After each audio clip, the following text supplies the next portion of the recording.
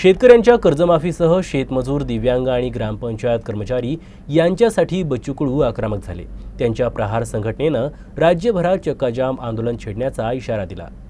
बुलढाणा जिल्ह्यातील कनारखेड इथं प्रहार जनशक्ती पक्षाच्या वतीनं शेतकरी कर्जमाफीसह विविध मागण्यांसाठी गुरुवारी चक्काजाम आंदोलन करण्यात आलं। बच्चू कडू यांच्या आदेशानं हे आंदोलन केलं जात असून खामगाव अकोट या महामार्गावर मोठ्या संख्येनं शेतकरी आणि प्रहार संघटनेचे कार्यकर्ते रस्त्यावर उतरले। प्रहारचे जिल्हा उपाध्यक्ष निलेश घोंगे यांच्या नेतृत्वात हे आंदोलन पार पडलं। प्रहार संघटनेनं शेतकरी, शेतमजूर, दिव्यांग, ग्रामपंचायत कर्मचारी आणि इतर दुर्लक्षित घटकांच्या न्याय्य मागण्यांसाठी चक्काजाम आंदोलन पुकारलं आहे।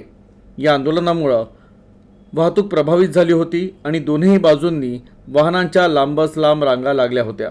निवडणूक काळात भाजपचे जे मुख्यमंत्री आहे देवेंद्र फडणवीस यांनी 7/12 कोरा अशी घोषणा दिल्या होत्या।